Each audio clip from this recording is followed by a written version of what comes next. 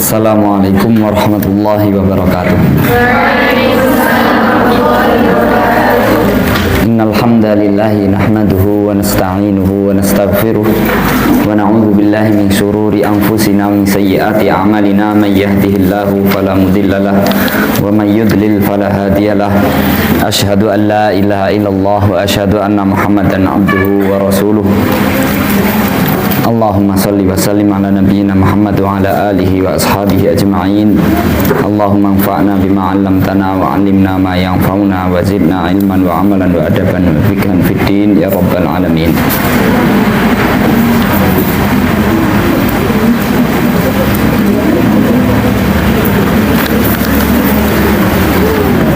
Kita lanjutkan. Kemarin kita sudah membaca dan membahas tentang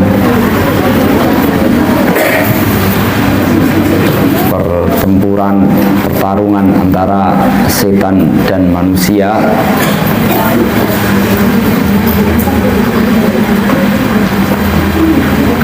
Kemudian selanjutnya Ibnu Qayyim al-Jauziyah mengatakan walam yusallit subhanahu hadzal aduwa ala 'abdihil mu'min alladhi huwa ahabbu anwa'il makhluqati ilaihi illa li annal jihada ahabbu syai'in ilaihi. Dan tidaklah Allah Subhanahu wa taala menjadikan musuh ini yaitu setan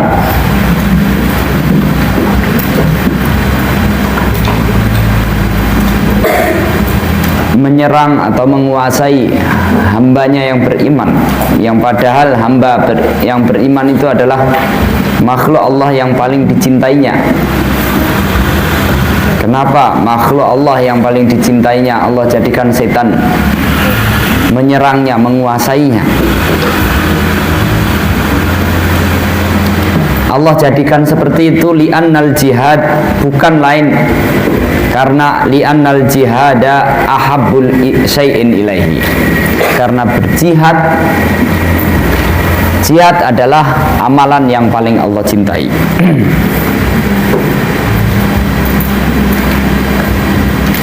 Kenapa orang yang beriman, orang makhluk yang paling Allah cintai yaitu orang beriman? Justru malah Allah uji dengan diserang, dikuasai oleh setan. Hal itu tidak lain karena Allah ingin mensyariatkan jihad kepadanya, karena jihad itu adalah amalan yang paling Allah cintai. Oleh karena itu pada saat Rasulullah ditanya, "Ya Rasulullah, apakah amalan yang paling afdal?" Rasulullah menjawab, al-imanu billah, karena iman kepada Allah. Summa ayyun, kemudian apa setelah beriman? Al-jihadu fisabilillah. Kemudian disebutkan di dalam sebab turunnya surat As-Saff, ada beberapa sahabat mengatakan seandainya kita tahu, ngobrol-ngobrol karena seandainya kita tahu apakah amalan yang paling Allah cintai, itu pasti akan kita lakukan. Tapi ketika Allah jelaskan bahwa yang Allah paling cintai itu adalah jihad fisabilillah, mereka enggan melakukannya. Kemudian Allah menegur, ya ayyuhalladzina amanu lima taquluna ma la taf'alun. Kenapa kamu mengucapkan apa yang tidak kamu kerjakan? Tadi kamu mengucapkan apa saja yang Allah paling cintai, amalan yang paling Allah cintai akan kamu kerjakan. Sekarang kamu sudah tahu bahwa jihad yang paling Allah cintai, amalan yang paling Allah cintai itu adalah jihad, tapi kamu tidak kerjakan. Kabura maqtan indallahi an taqulu ma la taf'alun. Sungguh amat besar murka Allah karena kalian mengucapkan sesuatu yang tidak kamu kerjakan. Innallaha yuhibbul ladzina yuqatiluna fi sabilihi shaffan ka'annahum bunyanun marsus. Sesungguhnya Allah mencintai orang-orang yang berperang di jalannya dengan berbaris rapi, seolah-olah mereka adalah satu bangunan yang sangat kokoh. Itu kenapa justru hamba yang paling Allah cintai kok diuji dengan setan? Padahal setan itu yang mendapatkan murka, yang dimurkai oleh Allah. Itu karena tidak lain karena Allah ingin manusia juga melakukan apa yang hamba yang paling dicintai oleh Allah itu melakukan amalan yang paling dicintai oleh Allah, yaitu al-jihad fi sabilillah. Wa ahluhu arfa'ul khalqi indahu darajatin, dan sementara orang yang berjihad itu adalah orang yang paling tinggi derajatnya. Manusia makhluk yang paling tinggi derajatnya di sisi Allah itu adalah orang-orang yang berjihad. La yastawil qa'iduna minal mu'minina ghairu ulid darari wal mujahiduna fi sabilillahi bi amwalihim wa anfusihim. Faddalallahu al-mujahidina bi amwalihim wa anfusihim 'alal qa'idina darajah. Wa kullu wa'adallahu al-husna. Wa faddalallahu al-mujahidina 'alal qa'idina ajran 'azima. Darajatin minhu wa maghfiratan wa rahmah wa kana Allahu ghafurur rahim. Dan di dalam hadis Rasulullah juga bersabda, sesungguhnya inna fil jannati, sesungguhnya di surga itu ada 100 tingkatan surga, yang masing-masing tingkatan itu jaraknya antara langit dan bumi, yang Allah persiapkan buat orang-orang yang berjihad di jalan Allah. Wa aqrabuhum ilaihi wasilatan, dan jihad itu adalah sarana jalan yang paling cepat mendekatkan seorang hamba kepada Allah, bertaqarrub, mendekatkan diri kepada Allah. Sampai sahabat mengatakan, ketika sahabat bertanya, ya Rasulullah, apakah amalan yang dapat menyamai jihad? Enggak ada, kata Rasulullah. Apa wahai Rasulullah? Ketika Rasulullah ditanya terus, didesak bertanya, apa yang kira-kira bisa menyamai jihad? Enggak ada. Kamu bisa nggak kalau orang berangkat berjihad, kamu masuk ke masjid, kemudian sholat, tidak berhenti, dan puasa, tidak berbuka sejak mereka berangkat sampai mereka pulang? Siapa yang mampu melakukan itu semua ya Rasulullah? Tidak ada. Makanya orang yang paling jihad adalah amalan yang paling cepat di dalam mendekatkan diri kepada Allah Subhanahu wa taala. Fa'aqada subhanahu liwa'a hadzal harbi li khulasati makhluqatihi. Lalu Allah, meskipun jihad itu sangat mencakup banyak hal termasuk orang kafir, tapi apa yang akan kita bahas di dalam kitab ini adalah khusus pertempuran yang terjadi pada diri masing-masing manusia. Bagaimana seorang hamba berperang melawan setan pada kehidupannya. Fa'aqada subhanahu liwa'a hadzal harbi li khulasati makhluqatihi. Lalu Allah menyerahkan panji pertempuran ini, bendera perang ini diserahkan, yang memegang, yang memimpin peperangan ini adalah inti yang berada pada makhluknya itu. Setiap makhluk, setiap manusia itu pada dirinya ada inti pada dirinya itu. Unsur yang menjadi inti di dalam dirinya yaitu hati, wahwal qalbu. Ala inna fil jasadi mudghah. Ingatlah, di dalam diri manusia itu ada segumpal daging. Idza fasadal jasadu kulluh. Idza salahal jasadu kulluh, wa idza fasadal jasadu kulluh, ala wahwal qalbi. Ala wahwal qalbu. Wahwal qalbu alladzi huwa mahallu ma'rifatihi.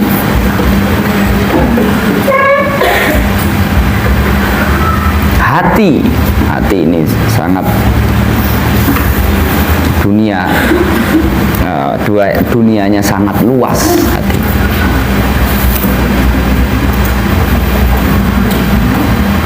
Sangat mulia, sangat menakjubkan. Alladzi huwa mahallu ma'rifatihi wa mahabbatihi wa ubudiyatihi wal ikhlasi lahu wa tawakkuli alaihi wal inabati ilaihi. Hati yang merupakan di situ tempat keberadaan ma'rifatullah. Ma'rifatullah, mengenal Allah itu tempatnya di mana? Di dalam hati. Ma'rifatullah itu sangat mulia, amalan yang sangat mulia. Mahabbatihi, mahabbah, kecintaan kepada Allah, di mana tempatnya? Di dalam hati. Wa ubudiyatihi, penghambaan, ketundukan, itu di mana tempatnya? Di dalam hati. Wal ikhlasu lahu, wal ikhlasi lahu, berikhlas. Wa tawakkuli alaihi, bertawakal, pasrah, bergantung kepadanya. Wal inabati ilaihi, kembali kepadanya, kepada Allah. Di mana tempatnya? Itu semuanya berada di dalam hati. Maka hati ini adalah menampung banyak sekali amalan-amalan yang sangat bernilai di sisi Allah. Oleh karena itu di dalam hadis disebutkan, inna lillahi ta'ala aniyatan min ahlil ardi. Sesungguhnya Allah Subhanahu wa ta'ala memiliki wadah dari penduduk dunia, penduduk bumi ini. Wa aniyatu rabbikum qulubu ibadihi, dan wadah Tuhan kalian itu adalah hati-hati hamba-hambanya yang soleh. Qulubu ibadihi as-solihin. Wa ahabbuha, dan wadah tempat yang paling Allah cintai adalah alyanuha wa araqquha. Alyanuha wa arfaquha wa araqquha wa asfaha. Di dalam riwayat yang lain disebutkan bahwa tempat yang paling Allah cintai itu adalah yang paling lembut, hatinya paling lembut sama saudaranya. Asfaha, paling jernih. Wa aslabaha, paling kokoh, jernih, bersih dari sifat-sifat yang kotor. Hati yang paling Allah cintai, tempat yang paling Allah cintai itu adalah yang paling lembut, paling bersih, dan paling kokoh. Aslabuha, paling kokoh di dalam menjalankan ketaatan-ketaatannya. Itulah tempat di mana bersemayamnya ma'rifatullah, mahabbatullah, khosyatullah, tawakkul ala Allah. Makanya hati itulah yang menjadi perhatian Allah, apa yang dilihat oleh Allah. Kalau seseorang, kalau kita memperhatikan, kenapa kalau ada sedikit kotoran atau cacat di muka kita, kita sangat perhatian? Karena itu menjadi tempat di mana orang selalu melihat. Tapi Allah tidak melihat, bukan itu yang dilihat. Oleh karena itu tidak usah terlalu sibuk mengurusi wajah kalian, karena bukan itu yang dilihat oleh Allah. Yang dilihat itu apa? Hati. Uruslah, perbaikilah, hiasilah apa yang dilihat oleh Allah. Jangan kamu hiasi sesuatu yang tidak dilihat oleh Allah.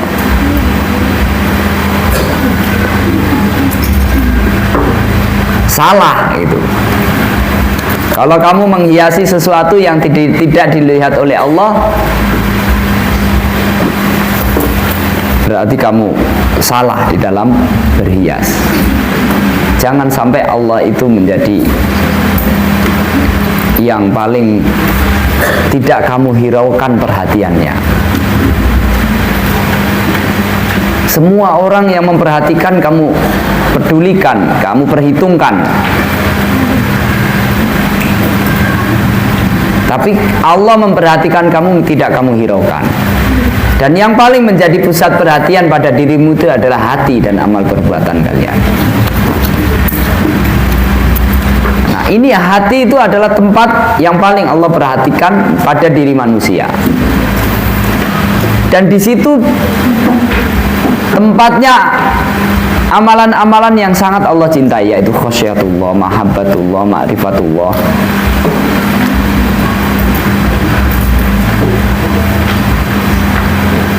Dan tempat yang mewadahi amalan-amalan soleh itu, amalan-amalan yang paling baik itu tadi adalah yang paling nyaman dan paling dapat menampung, itu adalah yang paling lembut, yang paling bersih, yang paling kokoh. Maka lembutkanlah hati kalian dengan banyak zikrul maut, menebarkan kasih sayang sesama manusia, sesama umat Islam. Ar-rahimuna yarhamhumur rahman, irhamu man fil ardi yarhamkum man fis sama. Dan paling bersih, tidak ada kotoran berupa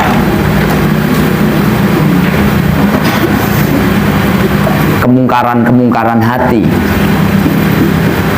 Tidak ada dendam, tidak ada dengki, iri, dongkol, suudzon.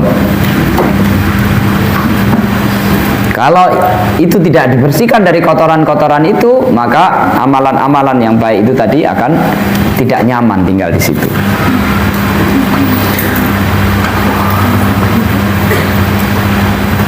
Fawallahu amro hadzal harb. Lalu Allah menyerahkan urusan menjadikan hati untuk memimpin pertempuran ini.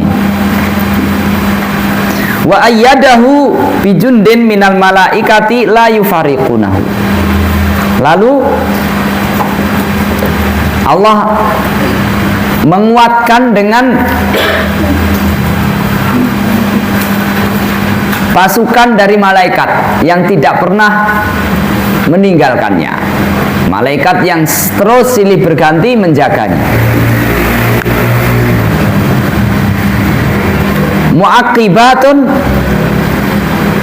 Muaqibatin min baini yadayhi wa min khalfihi yuqibu ba'duhum ba'dha kullama dhahaba badalun ja'a badalun akhar yusabbitunahu wa ya'murunahu bil khairi. Ini dalam firman Allah, lahu muaqibatun min baini yadayhi wa min khalfihi yahfadunahu min amrillah. Bagi Allah berikan pada hamba, masing-masing hamba itu muaqibat, malaikat-malaikat yang selalu silih berganti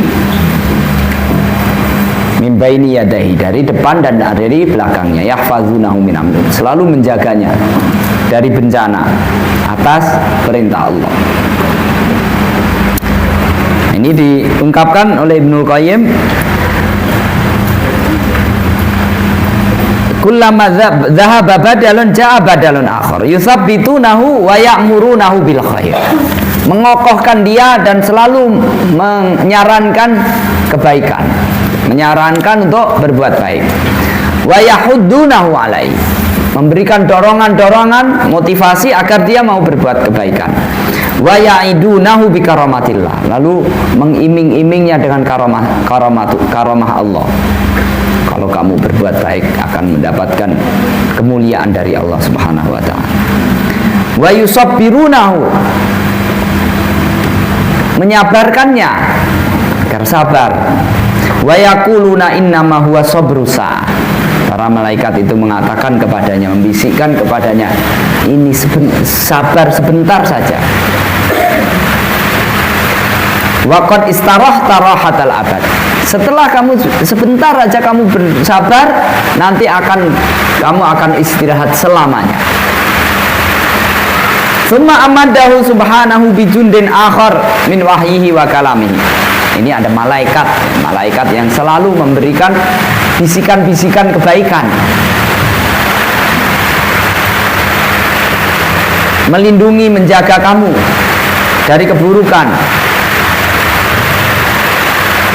Summa amaddahu subhanahu bijundin akhar, lalu selain dengan memberikan kamu pasukan dari malaikat, Allah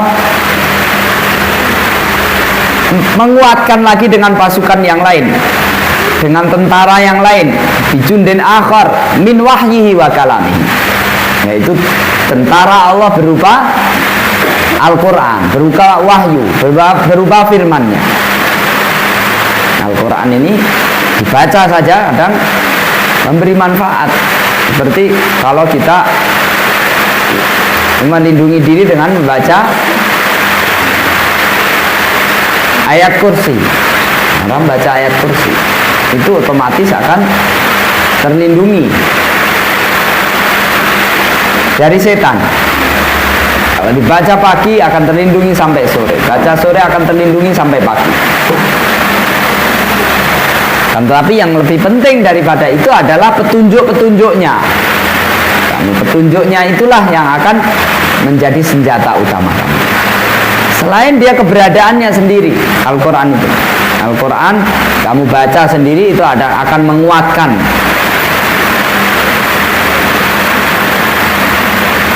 menguatkan dirimu di dalam berperang atau memberikan senjata buat kamu untuk melumpuhkan musuh-musuh kamu berupa setan.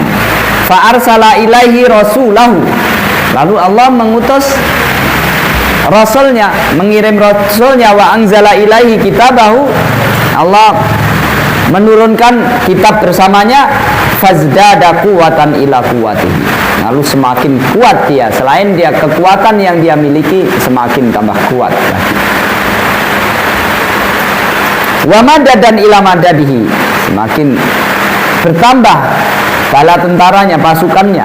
Wa uddatan ila uddatihi, dan kekuatannya, perangkat perangnya semakin lengkap, persenjataannya semakin komplit untuk menghadapi setan. Ini ada yang kelompatan. Setelah min ila uddatihi itu ada alinea 1, 2, 3, kemudian bawahnya ada wa amaddahu. Dapat nggak? Setelah tadi yang saya baca uddatan ila uddatihi itu turun 1, 2, 3, terus kemudian selanjutnya alinea selanjutnya wa amaddahu. Dapat nggak? Ya itu dilanjutnya di situ. Wa amaddahu ma'adzalika bil aqli waziran walahu mudabbiran. Sekarang punya tentara berupa malaikat yang menguatkan kamu, punya Al-Quran, kitabullah yang akan menjadi senjata kamu untuk mengalahkan setan. Al-Quran, setan itu dengan 1-2 ayat aja udah bisa sekarat, ya kan. Kalau kita punya Al-Quran itu, maka sebenarnya sudah sangat kokoh seharusnya kita. Persenjataan kita sudah sangat ampuh. Wa amaddahu ma'adzalika bil aqli waziran lahu wa mudabbiran. Kemudian dia juga diberi akal. Akal itu menjadikan dia berpikir dan kemudian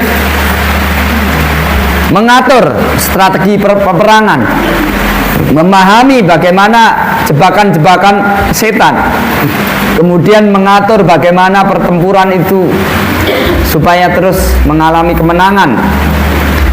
Wabil ma'rifati musyiratan alaihi nasihatan lahu.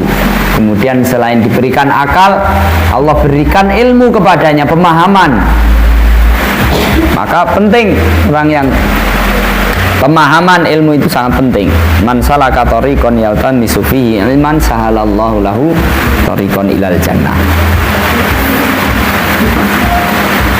Kalau dia diberikan kemudahan untuk masuk surga, berarti diberikan kemudahan untuk mengalahkan setan yang menghadang di jalan-jalan menuju surga.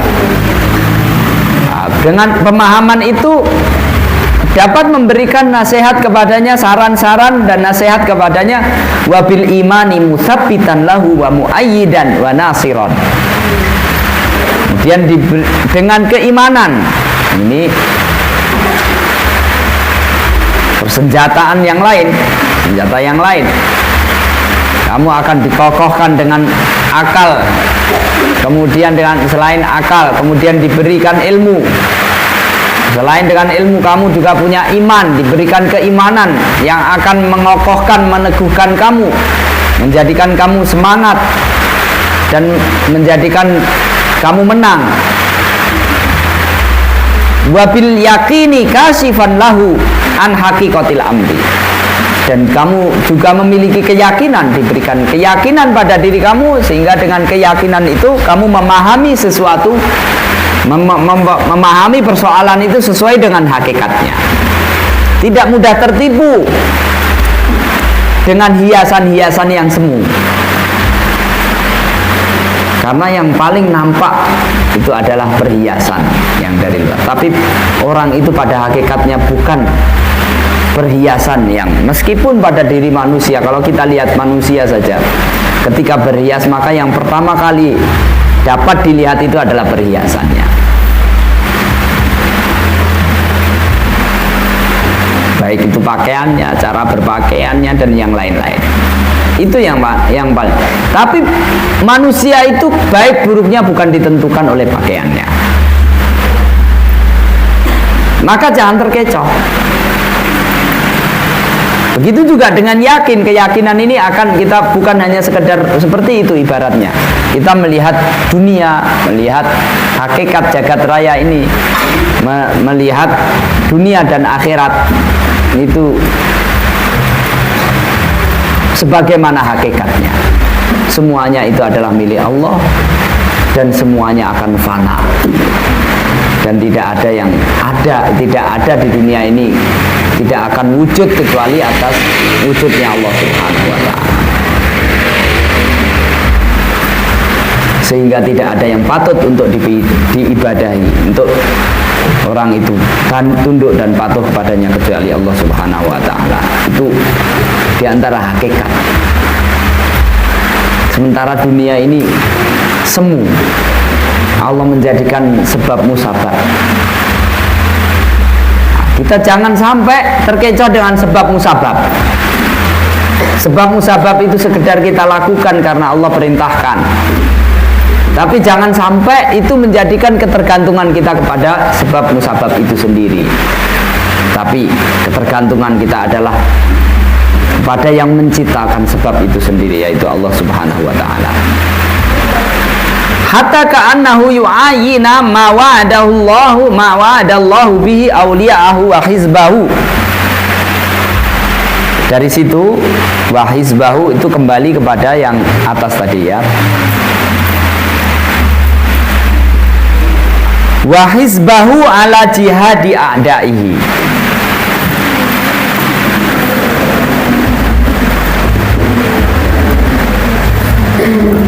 Sampai dengan keyakinan yang dia miliki, ilmu, pemahaman, itu dia seolah-olah seperti dapat melihat dengan mata kepala mereka sendiri, dapat melihat seolah-olah dapat melihat dengan mata kepalanya bagaimana janji Allah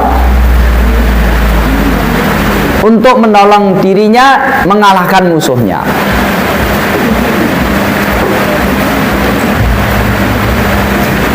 Idh yuhi rabbuka ilal malaikati anni mumiddukum bi alfin minal malaikati murdifin.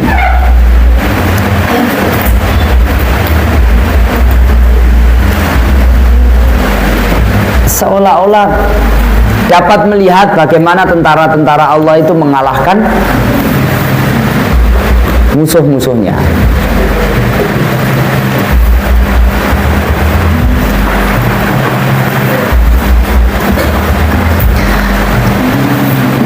Fal aqlu yudabbiru amra jaisi. Akal tugasnya adalah mengatur pasukannya.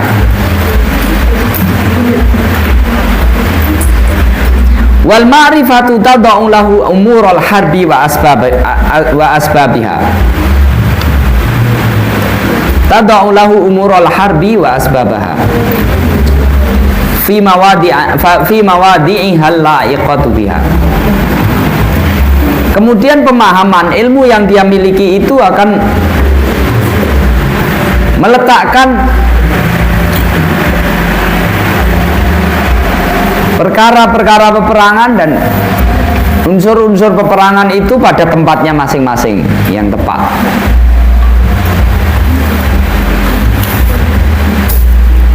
Wal imanu biha wal imanu yuthabbituhu wa yuqawwihi wa yusabbiruhu. Keimanan itu akan mengokohkan, menguatkan, menjadikan dia sabar. Wal yaqinu yuktimu bihi wa yahmilu bihil hamalatis shadiqah.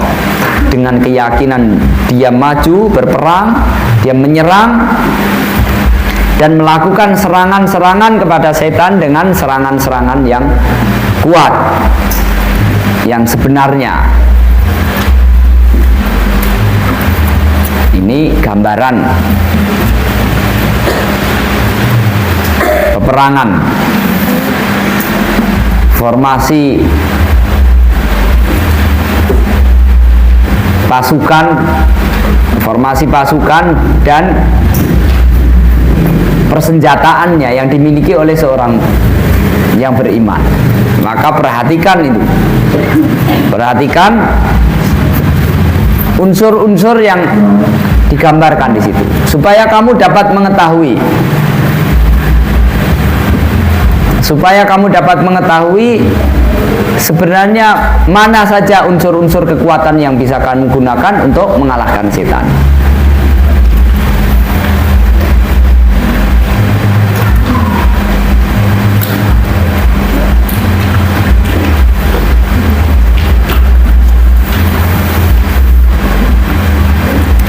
Summa amadda subhanahu al-qa'ima bihadzal harbi bil quwwaz zahirati wal batinati faja'ala al-aina.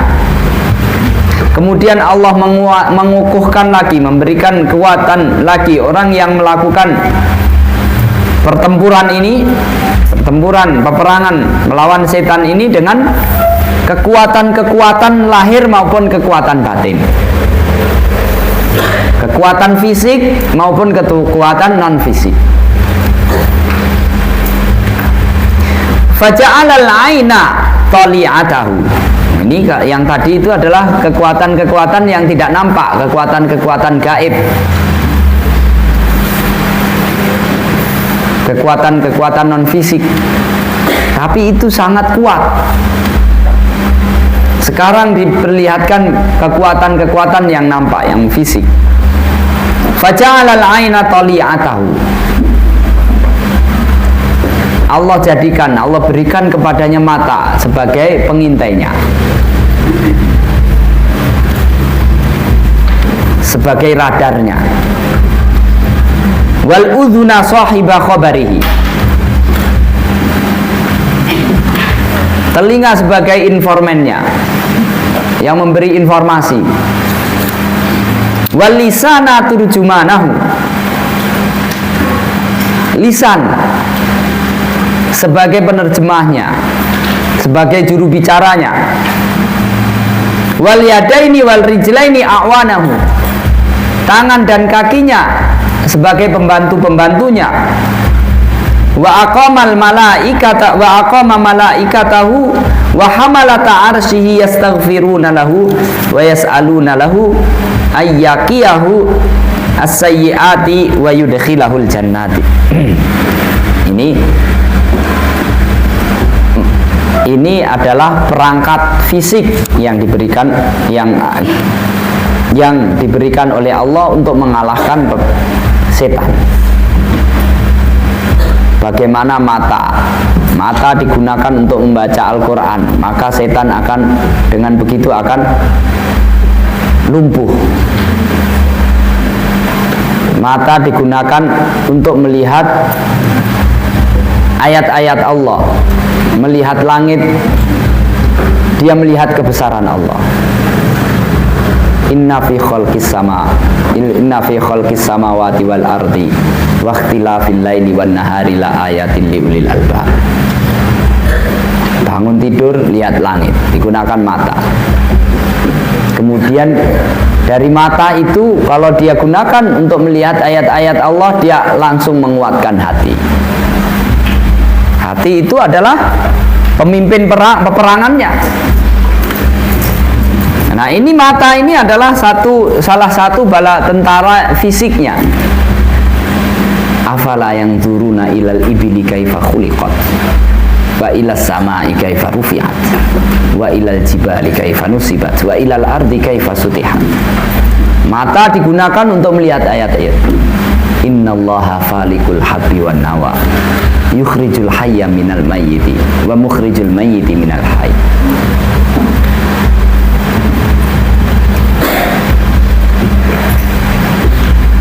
Itu mata. Selain untuk yang lain-lain, membaca ayat-ayat Allah, memahami firman-Nya, memahami syariatnya, itu mata. Dengan begitu dia akan semakin melumpuhkan setan. Telinga juga begitu.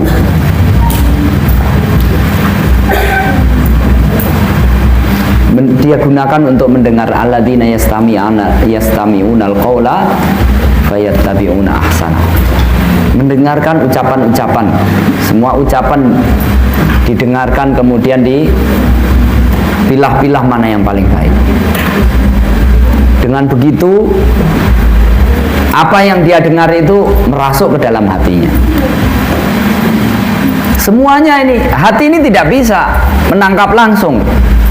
Dia nangkapnya dari mana? Dari fisik, dari indera kita, tangan kita. Ketika menyentuh, hati akan mendeteksi. Tangan sendiri tidak bisa mengolah apa yang dia sentuh. Dia hanya bisa bertugas menyentuh. Hati dan akal akan mengatakan dia kayu atau dia kertas, ya kan? Tapi bukan itu yang paling utama. Yang paling utama bukan ini kayu atau kertas. Tapi yang paling utama adalah apa yang membuat dia bertambah beriman, apa yang menambah berkurang imannya. Perasaan.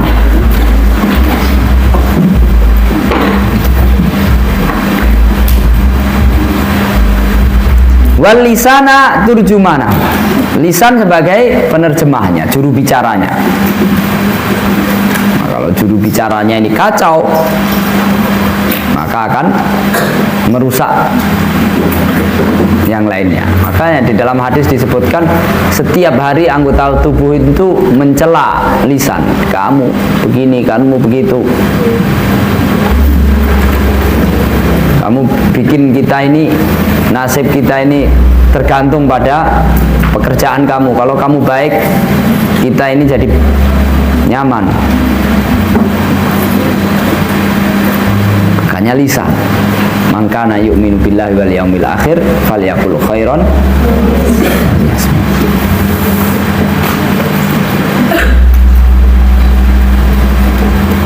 Makanya kunci, termasuk kunci lisan itu. Ketika Rasulullah menjelaskan banyak amalan kebaikan kepada Mu'adz bin Jabal, di ujung hadis itu, awala aduluka bimilaki dzalika kulli. Mau aku kasih tahu kunci dari itu semua. Kuffa alaika hadza. Kata Rasulullah, tahan ini. Sambil memegang lidah. Kamu kendalikan ini.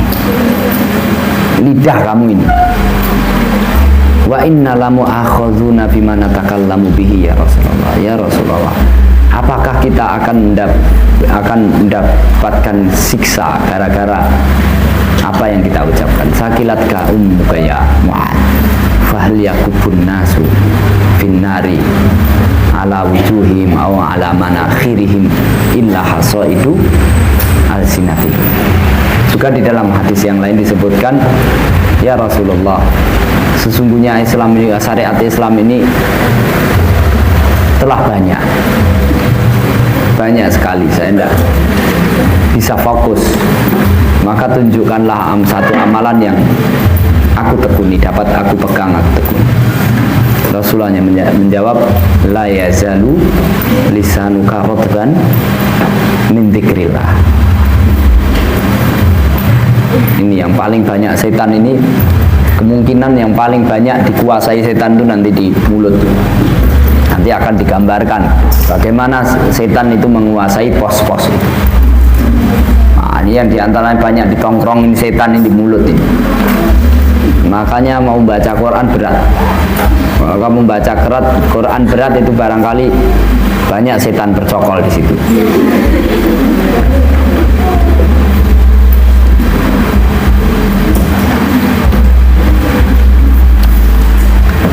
Wal yadaini warijlain, tangan, kaki itu sebagai pembantunya, pengawalnya.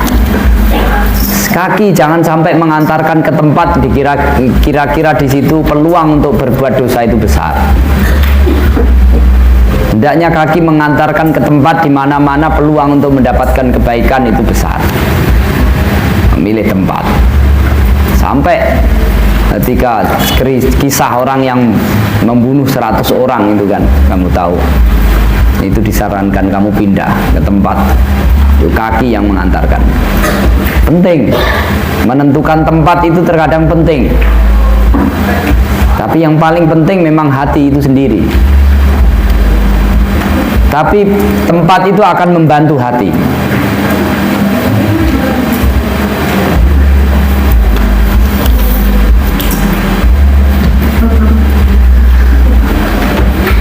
Wa aqama malaikatahu wa hamalata arsyihi,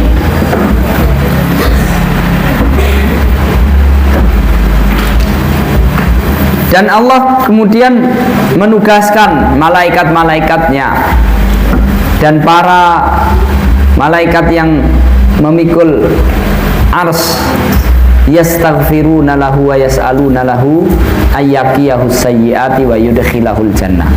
Malaikat-malaikat yang senantiasa mendoakan, memintakan ampun buatnya dan berdoa agar dilindungi dari segala kekurangan, kesalahan, dan memasukkannya ke dalam surga.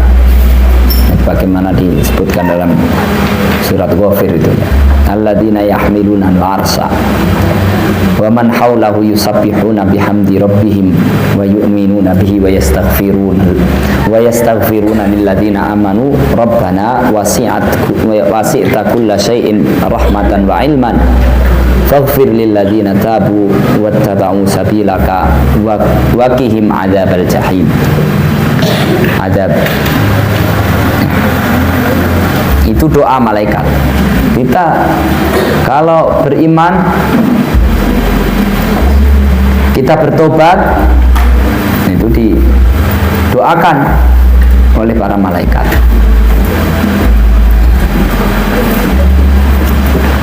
Wa tawalla subhanahu ad-daf'a wa difa'a anhu binafsi. Allah sendiri turun tangan di dalam membela dan mempertahankannya. Innallaha yudafi'u 'anil ladzina amanu. Sesungguhnya Allah membela orang-orang yang beriman. Allah sendiri membela hambanya. Wa qala haula'i hizbi wa hizbullahi humul muflihun. Mereka itu adalah kelompokku, golonganku. Dan golongan Allah itu adalah orang-orang yang beruntung. Wa haula'i jundi, dan mereka adalah tentara-tentaraku. Wa inna jundana lahumul ghalibun. Dan sesungguhnya tentara-tentara kamilah yang menang. Wa may yatawallallaha walladzina amanu wa may yatawallallaha wa rasulahu walladzina amanu fa inna hizballahi humul ghalibun.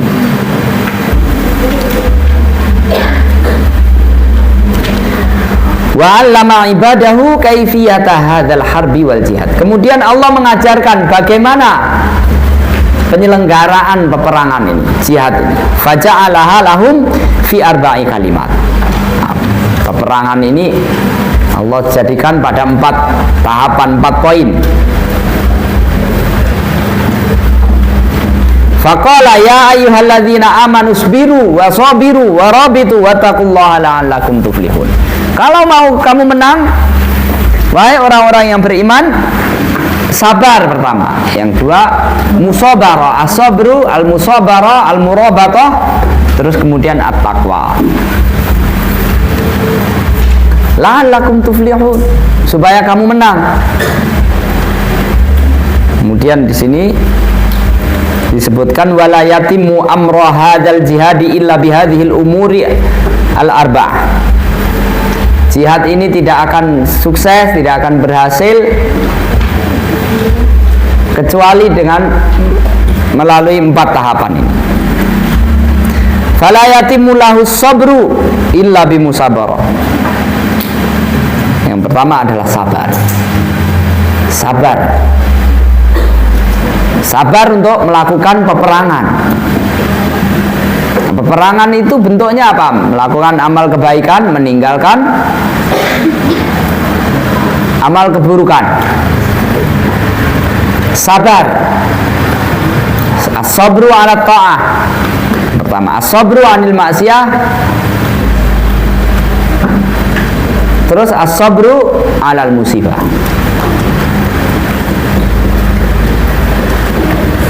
Sabar, karena setan akan masuk di situ. Kalau kamu kena musibah, kamu akan digoda agar menggerutu, putus asa, dan melakukan hal-hal yang tidak dibenarkan. Pada amal kebaikan, setan akan menggoda kamu agar tidak sabar sehingga meninggalkan amal kebaikan itu. Pada amal keburukan, setan akan mengajak, mengiming-iming kamu agar melakukannya. Kemudian kalau orang berhasil melakukannya, sabar, sudah sabar, tidak cukup sabar. Sabar kemudian dapat melakukannya. Yang kedua adalah al-musabarah. Al-musabarah itu adu kesabaran dengan setan. Setan itu juga sabar. Makanya disebutkan al-waswasul khannas. Dia itu, setan itu disebutkan jathimun ala qalbi ibni Adam.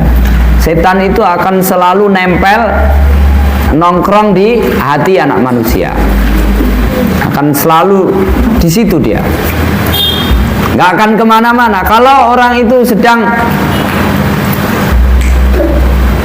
mengingat Allah, dia sembunyi. Makanya al-khannas. Kalau dia lalai, maka dia tunggu kapan dia lalai. Nah, kita harus sabar. Kita tidak pernah lalai. Pokoknya selama berzikir kepada Allah, tidak akan lalai. Nah, setan menunggu lalainya. Nah, dia juga nunggu, nongkrong di situ. Siapa yang sabar? Begitu orang sudah kecapean, makanya mah alaikum bima tutikun. Rasulullah mengatakan ketika orang memaksakan diri untuk qiyamul lail sampai diikat ke tiang-tiang, dia katakan mah alaikum, jangan seperti itu. Hendaknya kamu melakukan amalan itu yang kira-kira kamu mampu istiqomah. Tapi jangan dijadikan alasan itu untuk malas ya. Jika semakin malas itu semakin bisa istiqomah. Nah, istiqomah dalam kemalasan. Kalau rajin itu, karena yang rajin, yang futur itu biasanya yang rajin-rajin aja, yang malas gak pernah futur, ya kan? Yes, malas terus. Fa innallaha la yamallu hatta tamallu. Allah tidak akan pernah bosan menerima memberikan pahala atas kebaikan kamu, perbuatan baik, sampai kamu sendiri itu bosan. Nah, setan itu juga sudah bersumpah dia akan menggoda manusia selama dia masih hidup. Nah, sabar-sabaran. Maka yang kedua adalah mengalahkan kesabaran musuh, kesabaran setan. Wahya muwafaqatuhu wa munazalatuhu. Fa idza sabara aduwahu. Kalau dia sudah berhasil mengalahkan kesabaran musuhnya. Ini lanjut kepada yang tadi. Ihtaja ila amrin akhar. Maka akan dibutuhkan satu proses lagi, satu amalan lagi, yaitu al-murabatah. Ribat. Ribat itu ya tinggal di situ, tinggal di perbatasan. Tinggal di mana di situ musuh-musuh itu akan masuk. Di celah-celah di mana musuh itu akan masuk. Pintu yang di mana musuh itu, setan itu bisa masuk, jangan kamu tinggalkan. Kamu bangun rumah di situ, tinggal di situ. Itu ribat. Tinggal di tempat, di pos di mana kemungkinan musuh itu menyerang, masuk. Nah, setan itu di mana menyerangnya? Menyerangnya dari amalan soleh, supaya dia, orang itu terhalang dari amalan soleh, kebaikan. Dari amalan keburukan, bagaimana menawar-nawarkan keburukan. Nah, kita tadi sudah proses pertama, kita mampu bersabar untuk mengalahkan setan. Kemudian terus mengalahkan kesabarannya.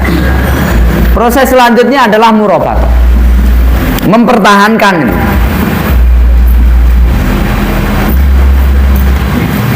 Terkadang makanya seperti sederhananya orang menghafal Al-Quran itu yang paling gampang setoran hafalan, ya kan? Nah, menjaga murojaah dan kemudian menjaga itu musabarah dan ribat. Bagaimana kamu ribat di Al-Quran itu? Makanya kalau sudah bisa setoran 30 juz, jangan berbangga dulu. Meskipun itu sebenarnya patut juga dibanggakan kalau dilihat yang lain. Tapi kalau pembanggaannya itu membuat kamu terlalu pede, kemudian malas untuk ribat, itu belum apa-apanya. Karena kemenangan itu harus sabar, musabarah, as-sabr, al-musabarah, al-murabatah, ribat. Robet itu mengikat, murabatah mengikatkan diri di tempat di mana kamu di tempat di mana itu kira-kira musuh dapat masuk di situ. Wa hiya luzumu sagril qalbi wa hirasatihi, yaitu menjaga pos-pos hati. Li alla yadkhula minhul adu, supaya tidak masuk. Setan itu masuk ke dalam hati lewat mana? Lewat mana? Pada masing-masing anggota tubuh yang disebutkan tadi itu, disitulah setan itu bisa masuk. Yang paling banyak lewat mulut, lewat mata, lewat telinga. Karena situ apa? Ketika orang bermaksiat dengan mulutnya, setan masuk dari situ. Ketika orang itu bermaksiat dengan matanya, setan masuk lewat matanya. Ketika orang itu bermaksiat dengan telinganya, setan masuk lewat telinganya. Dengan kaki dan tangan juga begitu. Ketika udah masuk, ketika tangan itu atau mata itu bermaksiat, melihat sesuatu kemaksiatan atau melihat sesuatu yang dilarang untuk dilihat, diharamkan untuk dilihat, itu langsung setan itu menyerang. Katakanlah itu berhasil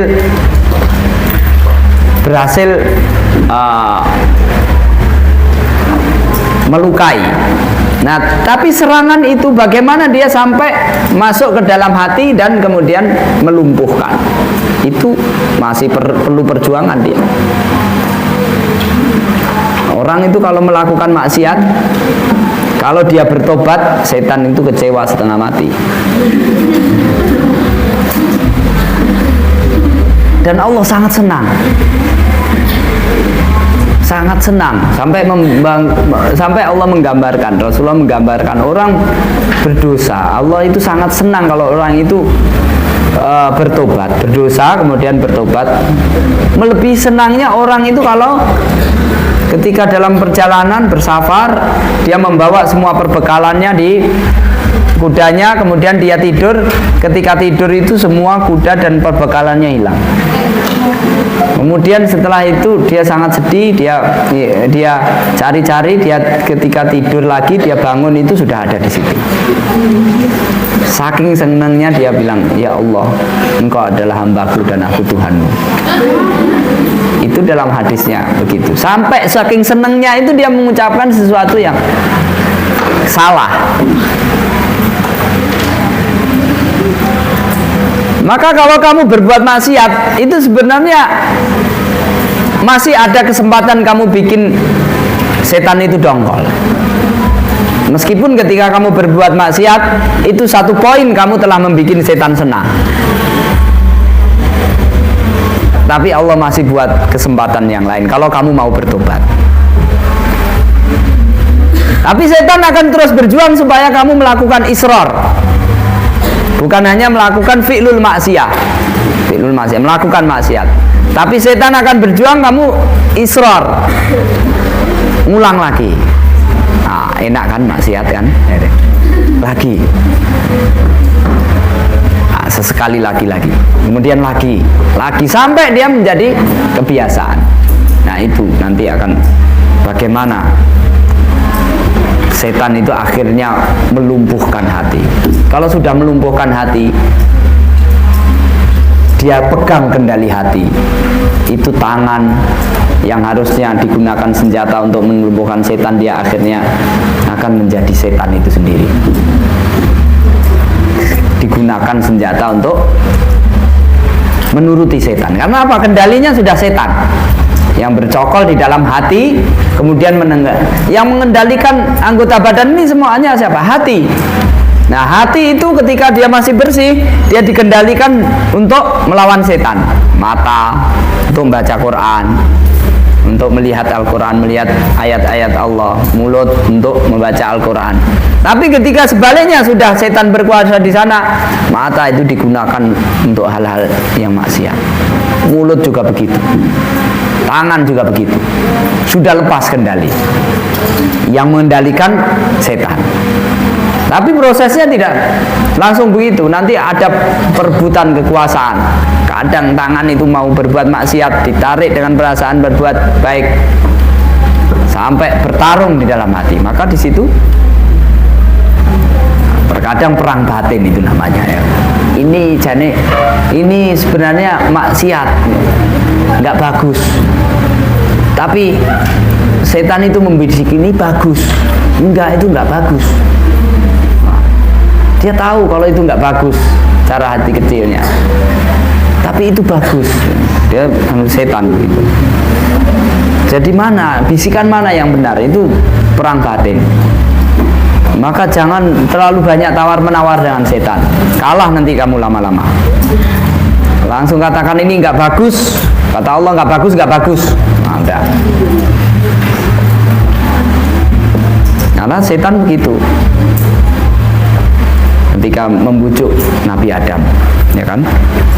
Fadallahuma biwurur. Ma nahakuma rabbukuma antil kumas sajarati illa antakuna malakaini aw takuna minal khalidin wa qasamahuma inni lakuma minan nasihin.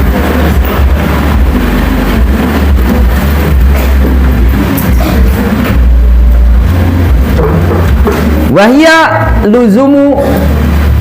Oh, udah lewat ya. Di tengah-tengah itu.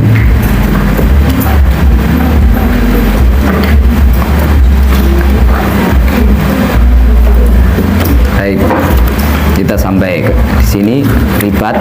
Kita lanjutkan insyaallah pada pertemuan yang selanjutnya. Subhanakallahumma bihamdika asyhadu an la ilaha illa anta astaghfiruka wa atubu ilaik. Assalamualaikum warahmatullahi wabarakatuh.